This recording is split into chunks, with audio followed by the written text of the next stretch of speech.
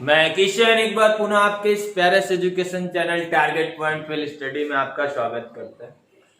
Vector analysis पे मैं आपसे बात कर रहा था। पहले लेक्चर में हमने इंट्रोडक्शन पे बातें की, वेक्टर क्या होता है, कितने प्रकार के होते हैं, कैसे वर्गीकरण उनका हुआ, इन सारी चीजों पे बात करने के बाद उसी को हम आगे आज बढ़ा रहे हैं।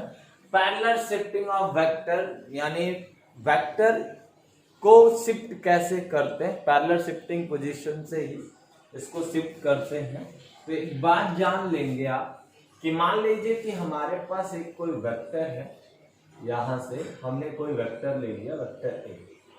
पैरेलल शिफ्टिंग का मतलब मैं इसको इस तरीके से घसका के इधर भी लिख सकता हूं, कर सकता हूं ना। पैरेलल देखो अभी भी ये पैरेलल, आपको यही ध्यान देना है। अब ये चाहे जितना कर सकते हो ना, चाहे आप जितना भी कर सकते हो। ये ऐसे भी पॉसिबल है, जैसे मान लिया ये है तो अब इसको उठा के पैरेलल ही कहां कर दे, ऊपर की तरफ ज्वाइनिंग, यानी इस तरीके से एक ये है तो हम इसको उठा के ऐसे भी कर सकते ना। तो इस प्रकार के शिफ्टिंग को पैरेलल शिफ्टिंग कहते हैं, वेक्टरों का पैरेलल शिफ्ट होना ना, यानी किसी वेक्टर को अपन वेक्टर पैरेलल शिफ्ट कर देना, यानी समांतर ही शिफ्ट कर। समांतर का केस तो आपको पता है, समांतर कब होता है, उनके बीच की दूरी बदलना नहीं चाहिए। अब ये चाहे जहां तक डिस्प्लेसमेंट के रूप में है तो आप चाहे जितना दूर आप ले जा सकते हो यार, लेकिन पैरेलल होना चाहिए। पैरेलल शिफ्टिंग इसी को बोलते हैं। यदि फोर्स के रूप में है तो ये आपका मान लेते हैं यहाँ कोई फोर्स है, यहाँ पे 2 न्यूटन का कोई फोर्स लगा रहा वेक्टर, तो आप इसको इधर भी बना सकते हो। ध्यान में रखना है कि यह पैरेलल होना चाहिए। तो यहाँ देखिए ये पैरेलल है ना, पैरेलल अभी भी है। फोर्स के केस में एक बात आप बस जान लीजिए कि यहाँ पे बॉडी सेम होना चाहिए। बॉडी क्या होना चाहिए, सेम। डिस्टेंस और डिस्प्लेसमेंट वगैरह, डिस्प्लेसमेंट वगैरह के केस में ना, वेलोसिटी वगैरह के केस में, और हम देख सकते हैं कि ये ठीक है, बॉडी चेंजेस भी हो जाती है, कोई फर्क नहीं पड़ता। बट फोर्स के केस में तो ये 2 न्यूटन का वेक्टर घटेगा नहीं, 2 न्यूटन का। तो फोर्स के केस में यह ध्यान रखिएगा कि बॉडी सेम होना चाहिए ना, बॉडी बदलना नहीं चाहिए एक ही वस्तु पे। जैसे मैं मान लू कि इस पे एक फोर्स लग रहा है 3 न्यूटन का, तो इन्हें पैरेलल शिफ्ट मैं कर दिया तो इसी वस्तु पे। तो अब ये ऐसा नहीं कि एक दूसरी वस्तु हमने लिया है तो अब इसको पैरेलल शिफ्टिंग यहां कर दे, तो ऐसा नहीं होगा। पैरेलल शिफ्ट हुआ है बट मैंने पैरेलल ही इनको शिफ्ट किया है, बट क्या हुआ कि बॉडी चेंज हो गई। तो फोर्स की कंडीशन में ऐसा हम नहीं लेते हैं। तो फोर्स की कंडीशन में एक बात बस ध्यान रखिएगा, तो यहाँ पे इन्हें ही हम लोग कहते हैं पैरेलल शिफ्टिंग। छोटा सा कॉन्सेप्ट है, ध्यान में रखिएगा कैसे हमें करना है। पैरेलल ही हम चाहे जैसे हमारे पास ये ऐसा कोई वेक्टर है, हमारे पास कोई ऐसा वेक्टर है, तो मैं इधर इसको शिफ्ट कर लेता हूं, इधर की तरफ शिफ्ट कर लूंगा, ठीक है। अब यही शिफ्टिंग इधर भी हो सकता है, मैं इसको इधर भी कर सकता हूं। तो ये बात ध्यान रखना, पैरेलल शिफ्ट कर सकते हैं, यानी एक वेक्टर ऐसा है तो फिर मैंने पैरेलल शिफ्ट कराया, ऐसे कर सकते हैं, ठीक है। तो इन प्रकार के डेकोरेशन को ही हम लोग कहते हैं पैरेलल शिफ्टिंग कहते हैं, ठीक है। इनका यूज बहुत तरीके से हम लोग यूज करते हैं, जोड़ने के केस में करते हैं। तो एक बात, एक छोटा सा केस और सीखते हुए चलते हैं। Angle between are 2 vector component, यानी 2 वेक्टरों के बीच का कोण कैसे फाइंड आउट करेंगे, क्या होगा उस बात को पहले जान लेंगे कि 2 एंगल के बीच का कोण क्या होगा। 2 एंगल के बीच का कोण क्या होगा, तो यहाँ पे पैरेलल शिफ्टिंग में आप छोटी सी बातें लिख लेंगे कि फोर्स के केस के लिए क्या होगा, फोर्स वाले कंडीशन में बॉडी सेम होना जरूरी है। अदर डिस्प्लेसमेंट या वेलोसिटी के केस में ऑब्जेक्ट यदि बदल जाता है, बॉडी चेंज हो जाती है, तो कोई फर्क नहीं पड़ता। आप बस इनकी शिफ्टिंग पैरेलल ही होनी चाहिए, ठीक है। इनकी शिफ्टिंग को आपको ध्यान रखना है कि पैरेलल होना चाहिए, जो हॉरिजॉन्टली और वर्टिकली हो। यदि वर्टिकली है तो वर्टिकली पैरेलल होगा, हॉरिजॉन्टली है तो हॉरिजॉन्टली आप शिफ्ट करोगे पैरेलल। तो इस बात को ध्यान में रखना है आपको, ठीक है। तो अब हम अगले टॉपिक की तरफ बढ़ेंगे। छोटा छोटा कॉन्सेप्ट है ये सब, तो बेसिक कॉन्सेप्ट मैं आपको सिखा रहा।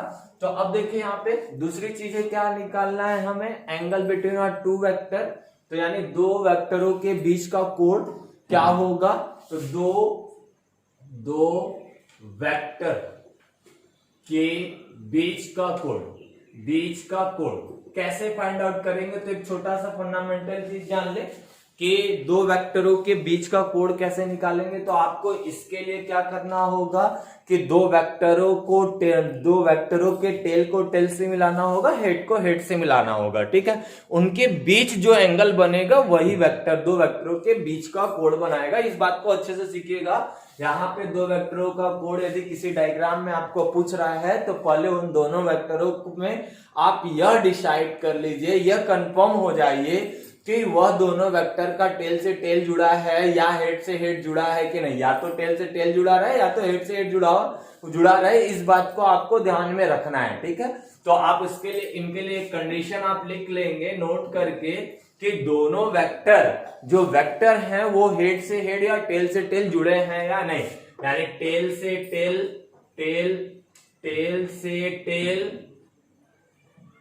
या हेड से हेड जुड़ा। वेक्टर में आपको बताया था ना, यही है वेक्टर होता है तो इसमें ये इसका हेड होता है, यही इसका क्या कहलाता है, टेल होता है।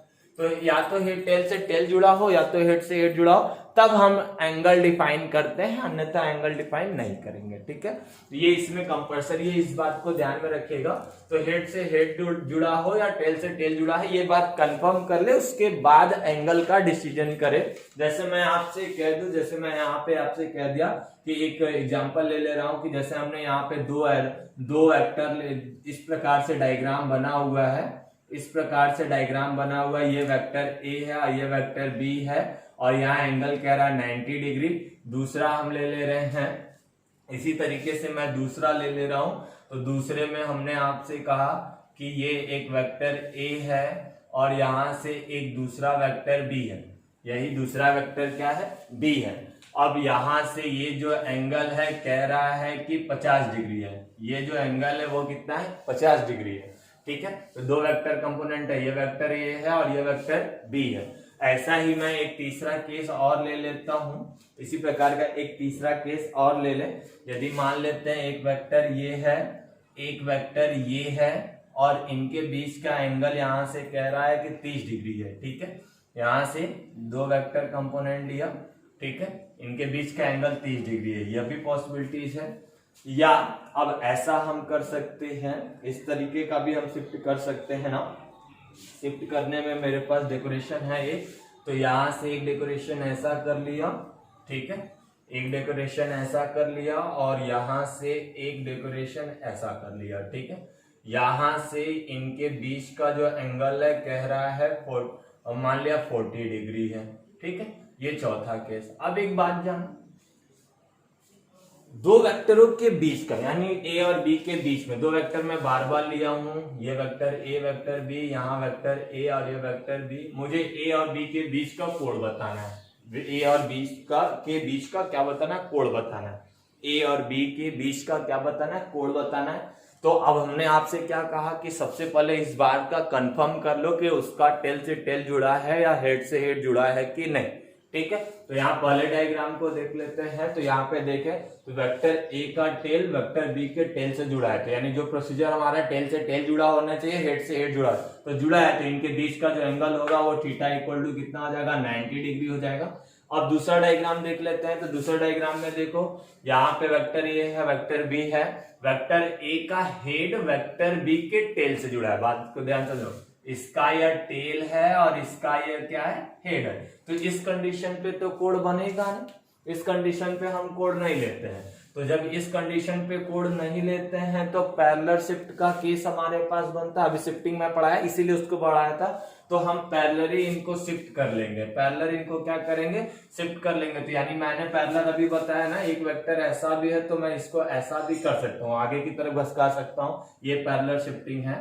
तो यहीं से मैं इसको या तो आगे ले जाऊं, इसको या तो पीछे ले आऊं, ठीक है। चलिए अभी मैं इसको आगे ले जा रहा, तो इस तरीके से मैं आगे ले गया।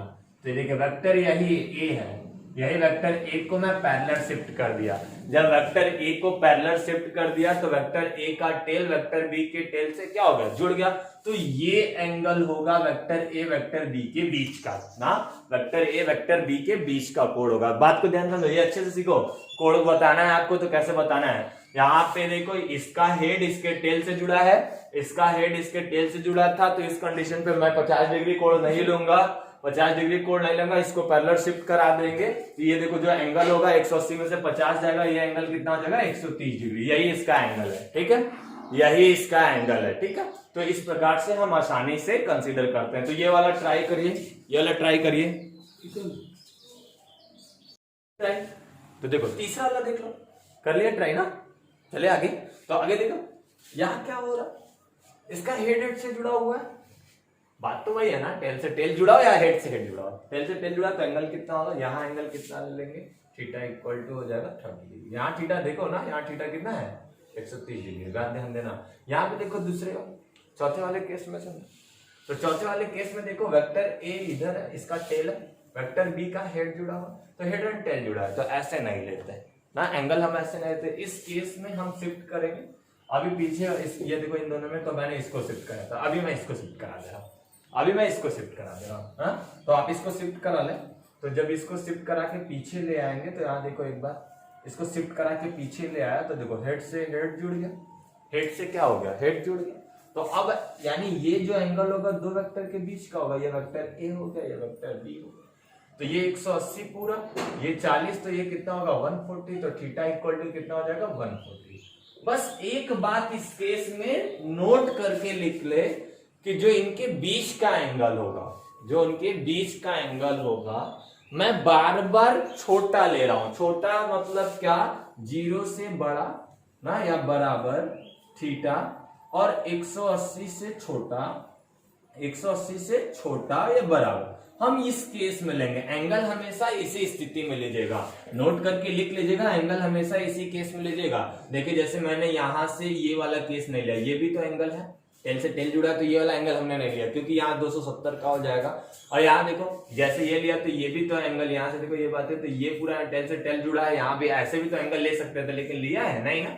तो हम छोटे एंगल के अधीन चलेंगे, हाँ छोटे एंगल के अकॉर्डिंग चलेंगे। और वो एंगल कहां से कहां होना चाहिए, 180 के 0 से 180 के बीच में, 0 भी हो सकता है 180 भी हो सकता है। इस बात को आपको ध्यान में रखना है, तो इस बात को मोस्टली आप अपने पास रखें।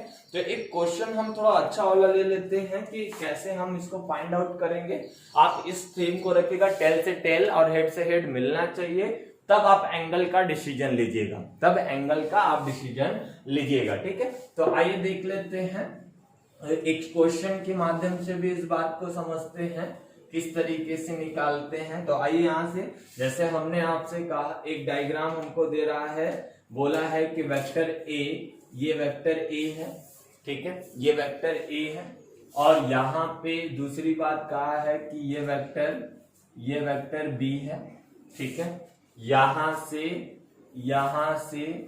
एक यहां से बातें कहा है कि ये इस तरीके से ये वेक्टर सी है और ये वेक्टर डी है। ये कह रहा है कि 50 डिग्री का है और ये कह रहा है 30 डिग्री का है। तो angle between A and B, B and C and D and D and A, ये सारी चीजें तो किसी के बीच का। तो देखो एक प्रॉपर वे से चलेंगे, ठीक है। एक बिंदु चुन लो, चाहे हेड चुन लो चाहे टेल चुन लो, एक प्रॉपर पॉइंट चुन लो, चाहे हेड चुन लो चाहे टेल चुन लो, सभी को हेड एंड टेल से मिला लो। हेड एंड टेल का मतलब, चले मान लीजिए कि मैं टेल ले लेता हूं, तो टेल लेने का मतलब पहले मैं इसको शिफ्ट कर रहा हूं, ऐसे ही शिफ्ट करके ले आया, इसका टेल लाके यहां मिला दिया, तो वेक्टर ए आगे चला गया, ठीक है। वेक्टर बी का भी टेल आके ज्वाइन कर दिया, लीजिए वेक्टर ए का भी टेल लाके जोड़ दिया, तो टेल से टेल जुड़ा हो या हेड से हेड जुड़ा हो, इस बात को ध्यान रखो। इनका भी सी का भी टेल लाके जोड़ दिया, डी का भी टेल लाके जोड़ दिया। ये एंगल कितना है 15, ये एंगल कितना है 30। तो अब देखो कहीं का भी एंगल बताना तो आप बता सकते हो ना। ये वेक्टर ए है, ये वेक्टर बी है, ये वेक्टर सी है, ये वेक्टर डी है। समझो बात को अच्छे से समझो, ठीक है। तो आप किसी भी तरीके की शिफ्टिंग को देख लो, मैंने पैरेलल शिफ्ट किया ए को, बी को भी पैरेलल शिफ्ट किया, इसको भी पैरेलल शिफ्ट किया, अरे ऐसा ही शिफ्ट होगा, मैं ऐसा शिफ्ट किया और ये इस तरीके से शिफ्ट किया। तो देखो ये ऐसे शिफ्ट किया है और ये ऐसे शिफ्ट किया है, ये ऐसे शिफ्ट किया और ये ऐसे ना। तो ये बातें समझो, तो देखो इनके बीच का एंगल कितना हो गया 90 डिग्री होगा। ए से बी के बीच का एंगल कितना होगा 90 डिग्री। बड़ा एंगल नहीं लेना, बात को ध्यान रखो, ये नहीं एंगल ले सकते, ठीक है। ए और सी के बीच का एंगल कितना हो गया सी हो गया। अब सी और डी के बीच का एंगल तो ये ले लेंगे, तो ये 180 होगा, 50 30 80, तो ये कितना हो गया 100। तो अब आप बता सकते हो, तो बी एंड डी के बीच का जो एंगल होगा वो कितना हो जाएगा, ये 90 है तो ये भी कितना होगा 90, तो 140 हो जाएगा। तो ये पूरा एंगल बी एंड सी के बीच का जो एंगल होगा वो थीटा इक्वल टू हो जाएगा 140 डिग्री। ए और बी के बीच का कितना हो जाएगा 90, बी एंड सी के बीच का 30 एंड सी एंड डी के बीच का कितना 100 हो गया। अब किसी भी एंगल की बात कर ले तो आप ऐसे ही निकालेंगे, ठीक है। तो आप इसको नोट कर ले, अगली हेडिंग आप लगा लीजिएगा। अगली हेडिंग लगा ले वेक्टरों का सम, वेक्टर को कैसे जोड़ा जाता है। तो हम पहले बेसिक कॉन्सेप्ट पे बताते हुए फिर मैथमेटिकल प्रोसेस की तरफ चलेंगे कि वेक्टरों को कैसे जोड़ा जाता है, ठीक है। वेक्टरों को कैसे जोड़ा जाता है, चलिए। तो अगली हेडिंग लगा ले सदिशों का योग। सदिशों का योग कैसे हम उसको जोड़ेंगे, ठीक है। तो सदिशों को हम कैसे जोड़ेंगे इस बात को ध्यान में रखिएगा, ठीक है। तो अभी इस मेथड को आप अपने दिमाग में रखिएगा। तो सदिशों को मेनली हम लोग क्या जोड़ते हैं, तीन कॉन्सेप्ट से जोड़ते हैं। एक समांतर चतुर्भुज के नियम से, एक त्रिभुज के नियम से, एक होता है हेड एंड टेल विधि से। हेड एंड टेल विधि से अभी इसके पहले क्या था, हेड था, टेल था। एंगल निकालने के लिए यहाँ जोड़ने की बात हो रही है ना। तो जोड़ने वाले केस में तो हेडिंग लगा लीजिए सदिशों, सदिश का जोड़, सदिश को जोड़ना, सदिश को जोड़ना। तो हमारे पास दो वेक्टर कंपोनेंट, यदि मेरे पास दो वेक्टर, तो दोनों वेक्टर को कैसे जोड़ेंगे। हमारे पास दो वेक्टर है, एक वेक्टर हमारे पास ए है और एक वेक्टर हमारे पास बी है। मुझे इन दोनों को जोड़ना है, इन दोनों वेक्टरों को जोड़ना है। तो देखो नॉर्मल वे में यदि मैंने कहा तीन मेथड हमारे पास है, तो एक है हेड एंड टेल वाला मेथड है। दूसरी बात हमारे पास एक शीर्ष एंड पुच्छ वाला है, एक पैरेललोग्राम वाला है, ठीक है, पैरेललोग्राम, ठीक है। और एक हमारे पास क्या है मेथड है, यानी इसी को हम लोग समांतर चतुर्भुज का नियम कहते हैं, समांतर चतुर्भुज का नियम कहते हैं, ठीक है। तो मैं आपका इसका डिस्कशन करूंगा आज इस लेक्चर में। तो एक होता है ट्रायंगल का, तो ट्रायंगल के लिए इसी को हम लोग बोलते हैं त्रिभुज का नियम। तो त्रिभुज का नियम, तो इस बात को ध्यान में रखिएगा। तो पहले इसको देख लेते हैं, हेड एंड टेल का मेथड क्या होता है ना। हेड एंड टेल मेथड क्या होता है इस बात को पहले जान ले। इसमें इस बात को ध्यान रखना होता है कि नॉर्मल वे में हम एक वेक्टर के हेड को दूसरे वेक्टर के टेल से जोड़ते हैं ना। तो इसमें आपको क्या करना है, वेक्टर के पहले वेक्टर के हेड को दूसरे वेक्टर के टेल से जोड़े ना। तो पहले वेक्टर का यानी क्या है, पहले वेक्टर के हेड यानी सिर्फ हेड को दूसरे वेक्टर के टेल से जोड़ते हैं। अब जो रिजल्टेंट मिलेगा ना, तो परिमाण जो लेंगे यानी आर जो लेंगे या आल्सो वन वेक्टर ना, यह भी एक वेक्टर ही होगा। तो इस केस में इनकी यह जो लेंगे वो कैसा लेंगे, पहले वेक्टर का टेल ना, और आखिरी वेक्टर का देखो दो वेक्टरों की बात किया हूं, ऐसे और भी वेक्टर हो सकते हैं, तो मैं इसलिए आखिरी वर्ड यहां यूज कर रहा हूं कि हाँ रिजल्ट हम कैसा लेंगे। तो पहले वेक्टर का टेल, ठीक है, क्योंकि हेड तो जोड़ा ही, पहले वेक्टर का टेल और आखिरी वेक्टर का हेड ना लेते हैं। तो इस बात को समझो, यहां दो वेक्टर लिया तो पहले वाले के हेड को दूसरे वाले के टेल से जोड़ देंगे, तो ये हेड हो गया, ये ये आपका वेक्टर ए हो गया, वेक्टर बी। देखो पहला प्रोसीजर, पहले वाले के हेड को दूसरे वाले के टेल से जोड़ दिया। अब देखो ये डायरेक्शन, ये क्या हो जाएगा, रिजल्टेंट हो जाएगा, यही आर हो जाएगा। तो आर कैसे लेंगे, पहले वेक्टर के टेल को और आखिरी वेक्टर के हेड से, तो ये लेंगे। तो इसका डायरेक्शन ऐसे लेंगे, ठीक है।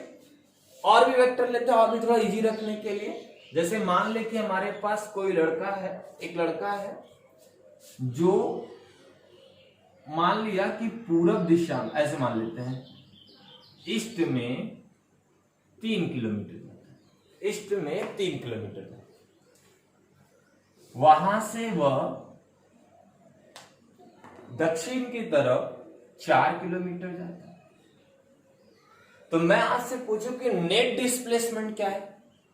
तो अब देखो नेट डिस्प्लेसमेंट, तो पहले कहां थे आप, यहां थे, इस तरीके से परिणामी को आप ऐसे भी फिल कर सकते हो। पहले कहां थे, यहां थे, ए बी सी ले लिया, ऐसे पॉइंट ले लिया ए बी सी। पहले कहां थे, ए पर, अब कहां हो, सी पे। तो रिजल्टेंट हम ऐसे भी ले लेंगे, तो ऐसे ले लेंगे।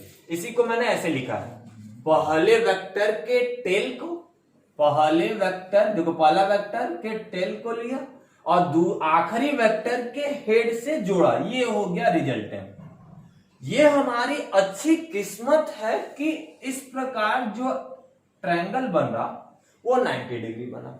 मैं आपको पहले इंट्रोडक्शन क्लास में भी डिस्कस कर चुका हूं कि यहां पे कि वेक्टर सामान्य बीजगणित के नियम से जुड़ता नहीं है। तो अब ये आपका पाइथागोरस के प्रमेय से ये लगाया जा सकता है। तो जब आप r निकालने आएंगे, वेक्टर r, तो अंडर रूट ऑफ 3 का स्क्वायर प्लस 4 का स्क्वायर, यानी यहाँ पे कितना है, 5, तो 5 इकाई आएगा। समझ में आ रही है, 5 इकाई के किलोमीटर में, तो किलोमीटर। तो बातें समझ में आ रही, तो इस प्रकार से ले लेंगे, ठीक है। तो आपको ऐसे ही प्रॉपर लिखना है। जैसे और एक बात और लिख ले, थोड़ा और डीप में चलते हैं। डीप में चलने का मतलब, जैसे मैं कह रहा हूं कि एक क्या कह रहा है, इस तरीके से गया, दूसरा इस तरीके से गया, तीसरा इस तरीके से गया, चौथा इस तरीके से। देखो सब इसका हेड दूसरे वाले के टेल से ना, दूसरे वाले के टेल से। तो ये पहला यदि मान लो, तो इसका हेड दूसरे वाले के किसके टेल से, तो इसका हेड दूसरे वाले के क्या, टेल से। तो अब मैं आपसे डिस्प्लेसमेंट पूछूं, यानी परिणामी पूछूं, तो परिणामी कहा, पहले वाले का टेल, पहले वाले का क्या, टेल, आखिरी वाले का हेड, आखिरी वाले का हेड। तो ये देखो डिस्प्लेसमेंट हो। बातें समझ में आ रही है, तो हम ऐसे नॉर्मली जोड़ देंगे। तो देखो इसमें क्या होता है कि प्रॉपर डायग्राम बन जाए। प्रॉपर डायग्राम का सेंस मतलब, यदि त्रिभुज समकोण त्रिभुज बन जाए, या वर्ग बन जाए, या आयत टाइप का बन जाता है, तब हम थोड़ा इजीली बता लेते हैं ना।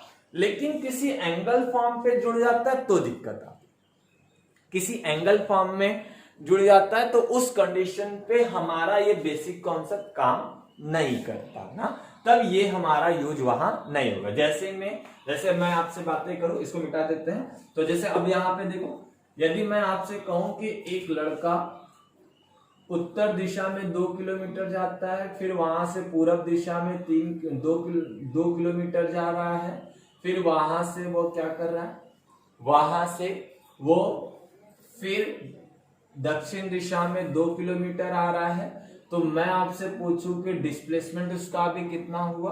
तो देखो ये डिस्प्लेसमेंट हुआ। डिस्प्लेसमेंट रिजल्टेंट के लिए तो मैंने एक छोटा सा फंडा भी आपको सिखाया ना, कहां था पहले, अब कहां है, इस बात को भी दिमाग में रख लो। तो देखो यहां था, अब यहां है, तो ये इस तरीके से डायरेक्शन लेंगे। समझो बात को ध्यान से, डायरेक्शन का बहुत इश्यू है यहाँ ना, डायरेक्शन को ही पिक करना है आपको। तो देखो ये यहां गया है, फिर यहां गया है, फिर यहां है, तो अब जो डायरेक्शन लेंगे ऐसा नहीं लीजिएगा, आप यहां से जहां जाओगे ना, फाइनली ये होगा। तो डायरेक्शन क्या होगा, पहले वाले का, रिजल्टेंट का जो डायरेक्शन लेंगे वो कैसा लेंगे, पहले वाले वेक्टर का टेल आखिरी वाले वेक्टर के हेड के बीच। तो देखो अब ये देखो वर्ग के टाइप का बना, तो अब इस तरीके का यदि डायग्राम, यदि इस तरीके का डायग्राम बन रहा है, तब तो आप प्रॉपर वे में रिजल्ट बता लेते हो। लेकिन यदि ऐसा हो जाए कि ये एक व्यक्ति 3 किलोमीटर चल के 60 डिग्री पे घूम जाता, 60 डिग्री पे घूम जाता है। तो 60 डिग्री पे यदि वो घूम गया, बात समझो ध्यान से, 60 डिग्री पे यदि वो घूम गया ऐसा, तो अब इस कंडीशन पे अब देखो 60 डिग्री पे घुमा, अपने छते से 60 डिग्री पे घूम जा रहा था, ऐसे 60 डिग्री पे घूम गया ना, ऐसे नहीं, ऐसे जा रहा था 60 डिग्री पे ऐसे घूमा, ऐसा नहीं होगा ना। देखो एंगल में ये नहीं लिया, ये लिया हूं, तो यार ये जा रहा है तो 60 डिग्री पे ऐसे घूमेगा ना, कि अब यहां से ऐसे जा रहा है तो 60 डिग्री से ऐसे घूमेगा, ऊपर में लेगा, ऊपर 60 डिग्री पे। अब देखो, अब इसका प्रॉपर रिजल्टेंट नहीं निकलेगा, अब इस कॉन्सेप्ट से नहीं निकलेगा। आप क्या करोगे, पहले यहां थे अब यहां पहुंचे, तो ठीक है, ये तो पता चला कितना है, तो अब ये इस नियम की सहायता से नहीं लगेगा। तो अब इसी के लिए हम आज जो डिस्कस करेंगे वो कैसे नियम का करेंगे, समांतर चतुर्भुज के नियम का प्रयोग करेंगे, उसका डेरिवेशन और कैसे कैसे हम उसके वेक्टर कंपोनेंट का यूज करते हैं, क्या फॉर्मूला डिराइव होगा, तो फॉर्मूले क्या डेरिवेशन और यूजेस कैसे होंगे, वो पहले उसके कॉन्सेप्ट को समझाते हैं, उसका फील देते हैं, फिर उसका डेरिवेशन आपको दिखाते हैं। ठीक है, तो इस बात को आप ध्यान में रख लिए, बातें समझ में आ रही है। तो ये बेसिक कॉन्सेप्ट, तो बेसिक कॉन्सेप्ट नॉर्मल वे में आपको जो चलना है, सिंपली आपको यदि ऐसे दिया है तो आप ऐसे ही चलेंगे, पहले हेड को हेड, इसीलिए इसको मैंने कहा हेड टेल नियम ना, एंगल को हेड टेल टेल ना, एंगल निकालना हो तो, और यहां पे क्या लेना है, हेड एंड टेल रूल है, तो ये इस रूल से हम निकालेंगे, तो ये इसका सबसे बेसिक रूल है ना,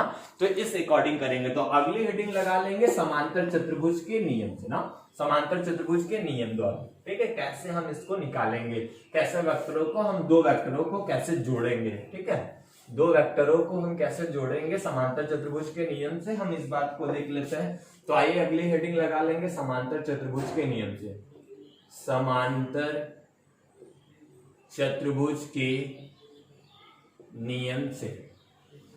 यहां पर भी हमारा वही रहने वाला, दो वेक्टर ही रहेगा। ठीक है, दो वेक्टर ही रहेगा। अब इमेजरी समांतर चतुर्भुज हम ड्रा कर लेंगे, पैलोग्राम बना लेंगे। ठीक है, तो देखिए हमारे पास दो वेक्टर है, हम ऐसा ले लेते हैं, दो वेक्टर है, इस तरीके का दो वेक्टर, ये वेक्टर ए है और ये वेक्टर बी। पहले तो हम एक इमेजरी पैलोग्राम बना लेंगे, इनके बीच का एंगल कितना हो गया, थीटा हो गया। अब यहां से इस तरीके से देखा जाए तो जुड़ेगा, तो यार देखो दोनों को एंगल कितना ले रहा है, थीटा ना, एंगल देखो कितना ले रहा है, थीटा। दो वेक्टर है, दोनों वेक्टरों को हमें निकालना है। अभी मैं ऐसा ले रहा हूं थीटा, इनके बीच का एंगल थीटा ले रहा हूं, तो समझ में आ रहा है थीटा क्यों ले रहा हूं। अब थीटा निकालना तो टेल से टेल जुड़ाना चाहिए, हेड से हेड जुड़ाना है, तो इस बात को ध्यान रखना है। तो अब देखो, अब यहां से मैं एक बात करूं कि इमेजरी मुझे बनाना है, इमेजरी पैलोग्राम बनाना है, तो हम बना लेते हैं।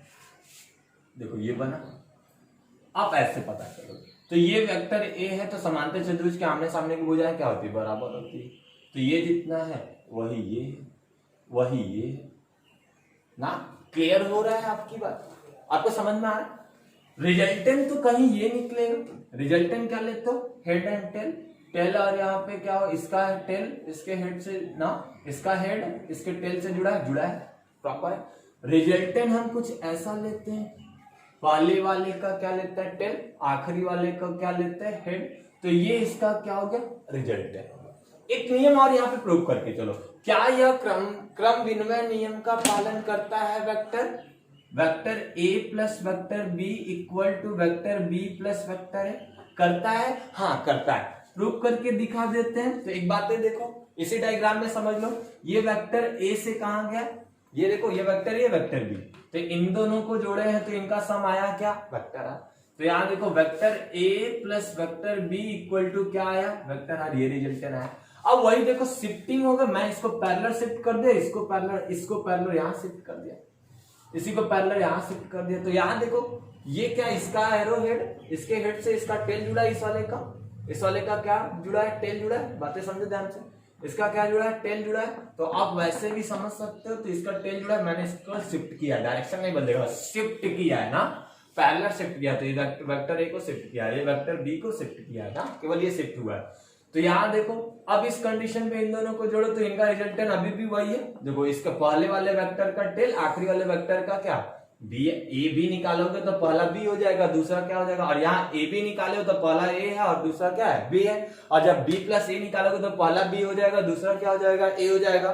तो इसका टेल उसका हेड, तो देखो इनके बीच का रिजल्ट। तो अब इनकी इस केस में भी क्या लिखोगे, vector B plus vector A equal to क्या, आर। तो देखो बात वही है, तो दोनों आपस में क्या हो जाएंगे, बराबर। तो क्रम विनिमय के नियम का पालन करता है, क्रम विनिमय के नियम का पालन करता है। तो अब चतुर्भुज के नियम की मैं बातें कर रहा था, तो अब रिजल्टेंट इस केस में जो निकलता है वो आर स्क्वायर इक्वल टू आता है A square plus B square plus 2ab cos theta. कैसे आया अभी मैं इसको प्रूव करूंगा, आप जानने वाले कि इस तरीके से हम इसको निकालेंगे, इसी तरीके से हम इसको निकालेंगे। अब जैसे मैं एक छोटी सी बात आपसे कह लूं, तो यहां रिजल्टेंट निकला, तो रिजल्टेंट तो पता चला, लेकिन रिजल्टेंट की जो दिशा है ये बातें नहीं जान, कितना एंगल है। तो रिजल्टेंट की दिशा हमने मान ली कितना है, अल्फा। फ्रॉम ए से लेंगे, प्राइमरी वाले से लेंगे, ठीक है, हमेशा प्राइमरी से लेंगे। यदि बी से पूछ रहा है तो फिर बी से प्राइमरी को देखेंगे। तो इस कंडीशन पे जो एंगल आता है वो क्या आता है, tan अल्फा इक्वल टू, ए की केस की बात कर रहा है, तो ए की केस की बात करेगा तो यहां पे आपका क्या आ जाएगा, ए साइन थीटा अपॉन में कितना हो जाएगा, यहां कितना हो जाएगा, बी साइन थीटा ए प्लस बी कॉस थीटा, ऐसा ले लेंगे, ठीक है। इस तरीके से एंगल लेंगे।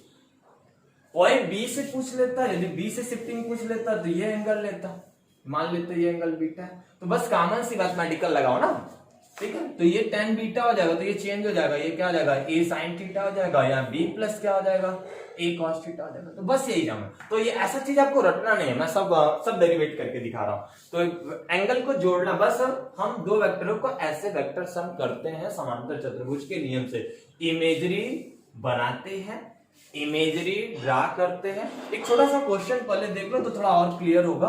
तो छोटा सा क्वेश्चन देखो पहले, जैसे मान लेते हैं हमारे पास दो वेक्टर है ना, दो वेक्टर है, दोनों के बीच का एंगल कह रहा है 60 डिग्री, दोनों के बीच का एंगल कह रहा है 60 डिग्री। तो देखो, तो यहां पे दो वेक्टर है, एक वेक्टर ये है, एक वेक्टर ये, एक वेक्टर ये कह रहा है 8 का है, ये कह रहा है 6 का है, इनके बीच का एंगल कितना कह रहा है, 60 है। तो सबसे पहले यदि पैरेललोग्राम का यूज करना है तो हम ये कर सकते, इमेजरी ड्रा कर लेंगे, ये इसका रिजल्टेंट हो जाएगा आर। तो यही आर तो हमें बताना, तो आर के लिए भी फॉर्मूला आपको बताया मैं, अंडर रूट ऑफ क्या, A square plus B square plus 2ab cos कितना हो जाएगा थीटा। तो अंडर रूट ऑफ क्या हो जाएगा, A square plus B square plus 2ab। अब वैल्यू रखो, यहां से वैल्यू रखो तो कितना है, 6 का स्क्वायर प्लस 8 का स्क्वायर प्लस 2 गुणे 6 गुणे कितना 8, और यहाँ पे एंगल कितना है, देखो दोनों टेल से टेल जुड़ा है, तो एंगल टेल से टेल, हेड से हेड ही लेंगे ना इस बात को, एंगल 60 डिग्री। तो ये हो जाएगा कितना हो जाएगा 36, और ये कितना हो जाएगा 64, और यहाँ देखो 2 into 6 into 8 into cos 61/2, cos 61/2, 2 से 2 क्या हो गया कैंसिल, तो यहाँ पे कितना हो जाएगा 36 और कितना हो जाएगा 100, और यहाँ पे 8 6 48 हो जाएगा, तो यहाँ पे तो 100 अंडर रूट 148, तो ये निकलेगा, रूट से वैल्यू निकाल लीजिएगा। तो ऐसे ही रही बात है एंगल की कि कितना का रिजल्टेंट किस दिशा में है, तो उसके लिए अल्फा निकालते हैं। तो सबसे पहले ये डेरिवेशन करते हैं कि ये कैसे आया ना, ये किस तरीके से बना, और इसी प्रकार से करेंगे, क्वेश्चन तो बनेंगे, अच्छे अच्छे क्वेश्चन बनेंगे, सारे क्वेश्चन बनाया जाएगा। तो आइए देख लेते हैं। तो यहाँ पे हमने दो वेक्टर ले लिया, दो वेक्टर, एक वेक्टर ए, एक वेक्टर बी। तो हमने दो वेक्टर ले लिया ए और एक वेक्टर हमने ले लिया बी, इनके बीच का एंगल मान लिया थीटा है। तो ये वेक्टर ए मान लिया, ये वेक्टर बी मान लिया। शिफ्ट करते हैं, तो शिफ्ट करने में जैसे मैं इसी को शिफ्ट करूं तो ऐसे शिफ्ट करूंगा, तो यहां से हमने इसको शिफ्ट किया ऐसा, इसको पैरेलल शिफ्ट किया, बातें समझ आ रहा है, इसको भी पैरेलल शिफ्ट कर दिए, इसको भी पैरेलल हमने शिफ्ट कर दिया, ठीक है, पैरेलल शिफ्ट कर दिया। तो आप देखो यहां से, ये वेक्टर ए है तो ये भी क्या होगा, वेक्टर ए ही होगा, यह वेक्टर बी है तो ये भी क्या होगा, वेक्टर बी ही होगा। तो मैग्नीट्यूड लेना है, ये थीटा पे है, तो एक बात समझो, इसको आगे बढ़ाओ, जब इसको हमने आगे बढ़ाया दो समांतर रेखा को एक तिर्यक रेखा काट रही है तो संगत कोण आपस में क्या होता है, बराबर होता है। ये थीटा है तो ये भी क्या होगा, थीटा होगा। बातें समझ में आ रही। अब देखो यहां से हम इस पर एक लंब डाल दे रहे ना, वैल्यू फाइंड आउट करने के लिए। तो यहां से हमने एक लंब डाल दिया, ठीक है। अब यहां से एक बात, रिजल्टेंट हमारा क्या है, बात को ध्यान से रखो। मैं दूसरे मार्कर से बना दूं, दूसरे कलर के मार्कर से। देखो तो ये रिजल्टेंट है, यही तो रिजल्टेंट है। और रिजल्टेंट हमेशा क्या लेता है, head to tail. Head to tail या टेल टू हेड लेगा, टेल टू हेड लेंगे। पहले वाले का टेल, आखिरी वाले का हेड। तो पहले वाले का क्या है, टेल, आखिरी वाले का क्या, हेड। तो देखो रिजल्टेंट तो यही है, यही आ रहा है हमें बताना। ये तो हमने ड्रा बस किया है ना, ड्रा बैक किया। समझ में आ रहा बात है। अब देखो यहां से ये थीटा है तो ये भी थीटा है। तो ये मान लिया रिजल्टेंट का जो डायरेक्शन है वो अल्फा, रिजल्टेंट का डायरेक्शन क्या है, अल्फा। ठीक है, चलो अभी इसको मेंशन मैं नहीं कर रहा हूं, अभी मैं इसको मेंशन नहीं कर रहा। अब एक बात समझो, दोनों वेक्टरों के बीच का जो एंगल है वो हमने थीटा माना ही माना ना। तो यहां से मुझे इसको करना है, तो इसके लिए आपको पहले इसकी पूरी प्रॉपर्टी हम जान लें। तो हम इसको नाम दे दें, तो ये हो जाएगा M N O P and Q, हमने नाम दे दिया। तो हम इसको पहले निकाल ले। तो एक बात देखो, ये B है, ये थीटा है, तो ये लंब हो जाएगा। इस पे हमने लंब डाला 90 डिग्री। तो यहां से आप ऑर्डिनरी ऐसे निकाल सकते हो। तो यहां पे हम लिख सकते हैं साइन थीटा इक्वल टू लंब बटे कड़, यानी क्या हो जाएगा ओपी। कड़ कितना है हमारा OQ, तो हमें यही तो जानना है। तो OP equal to OQ into क्या हो जाएगा साइन थीटा। तो OP इक्वल टू क्या हो जाएगा B साइन थीटा। तो अब देखो एक बार इसको जान लो, वही काम नीचे के लिए करोगे तो ये हो जाएगा क्या, कॉस थीटा आधार बटे कड़। तो ये हो जाएगा QP अपॉन में कड़ OQ। तो यहाँ हो जाएगा क्या, कॉस थीटा। यहाँ पे कितना है हमारे पास, हमें क्या पता करना है, QP पता करना है। तो QP यहाँ पे क्या हो जाएगा, QP इक्वल टू OQ, क्या मिलेगा कॉस थीटा। इसकी वैल्यू कितनी है B, और यहाँ पे कितना हो गया कॉस थीटा। तो यहाँ देखो ये हो गया QP की वैल्यू। तो अब ये बात ध्यान में रखो, यानी ये वैल्यू हो गई B कॉस थीटा हो गया, ये मिला क्या A साइन थीटा मिला। इतनी बातें आपको अब समझ में आ रही, ये बातें अब समझ में आ रही। अब एक अच्छी सी बात देखो कि ये पूरा एंगल, ये त्रिभुज को देखो OMP एक समकोण त्रिभुज है क्या, OMP ना, ध्यान से समझो। यहां से ये क्या हो जाएगा, कर्ण हो जाएगा, ये क्या हो जाएगा लंब हो जाएगा, ये क्या हो जाएगा आधार हो जाएगा। तो OMP क्या है, समकोण त्रिभुज है। तो समकोण त्रिभुज क्या ले लेंगे हम, OPM, ऐसे भी लिख लो OPM से। तो अब देखो समकोण त्रिभुज में हम पाइथागोरस लगा सकते हैं क्या, तो अब लिख सकते हैं हम, ये बातें लिख सकते हैं क्या कि OM का होल स्क्वायर प्लस क्या हो जाएगा आधार का। तो यहां क्या हो जाएगा MP का होल स्क्वायर प्लस क्या हो जाएगा OP का होल स्क्वायर। अब ये क्या है हमारे पास R, तो R का स्क्वायर हो जाएगा MP। तो MP 2 पार्ट में है, क्या है MQ प्लस क्या है PQ। देखो ये पैरेललोग्राम से हम यूज कर रहे हैं, त्रिभुज का ये नहीं, त्रिभुज भी कुछ ऐसा ही लगता है लेकिन यहाँ पे ये नहीं आना है वही। तो MQ, तो यहाँ पे MP को लिख सकते हैं MQ प्लस क्या QP। तो MQ प्लस क्या हो जाएगा QP का होल स्क्वायर, यहाँ OP का क्या हो गया होल स्क्वायर। तो ये R का स्क्वायर, देखो MQ की वैल्यू कितनी है A, तो ये A हो गया। QP की वैल्यू कितनी निकाले हो, B cos थीटा निकाले हो का होल स्क्वायर। OP की वैल्यू कितनी निकाले हो, A sin थीटा, तो ये मिला A sin थीटा का होल स्क्वायर। अब इसको हल करोगे तो A square plus B square cos square theta, और फिर क्या हो जाएगा 2AB ना।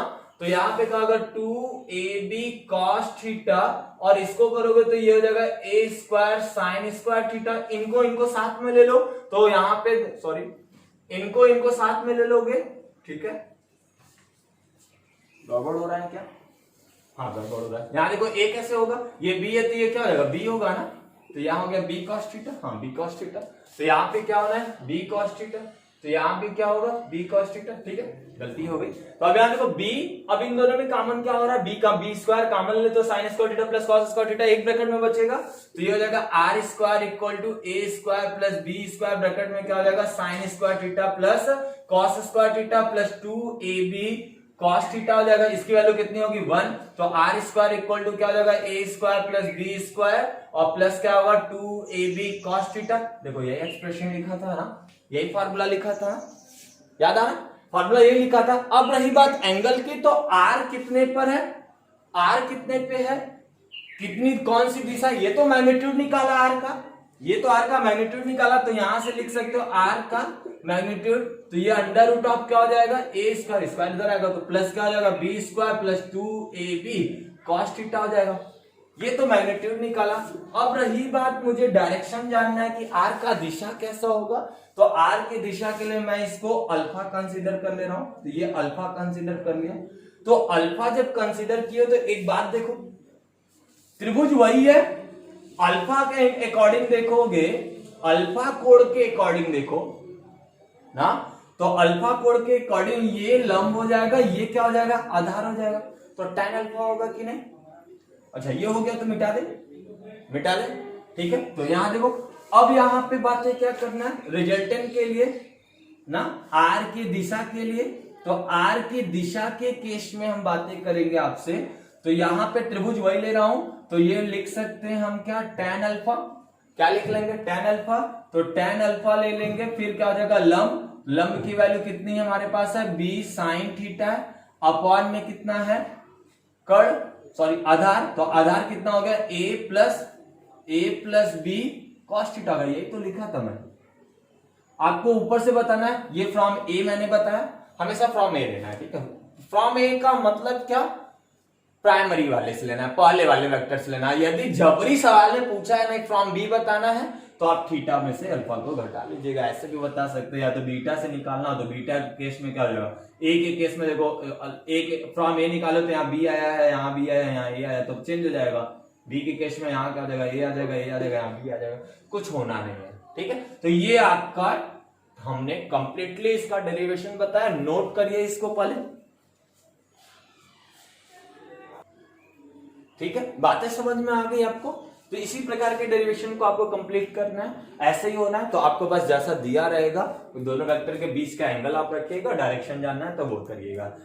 कुछ स्थितियां बनती हैं कि पैरेलल होगा तो क्या होगा, तो पैरेलल के केस में क्या होगा, दोनों पैरेलल है तो दोनों के बीच का कोण कितना होगा, 0 होगा, तो यहाँ 0 रख लेंगे, यहाँ 0 रख दीजिएगा, ठीक है। 90 डिग्री पे कहेगा एक दूसरे के लंब है, तो यहाँ 90 रखिएगा, यहाँ भी 90 रख लीजिएगा। तो मैग्नीट्यूड, क्योंकि मैंने आपसे कहा resultant also a vector component, हमने आपसे कहा कि resultant also a vector component, वो एक ऑलरेडी एक सदिश राशि है, तो सदिश राशि के पास क्या होने वाला है, मैग्नीट्यूड होने वाला है, और क्या होने वाला है, डायरेक्शन होने वाला है। तो मैग्नीट्यूड और ये क्या हो गया, डायरेक्शन।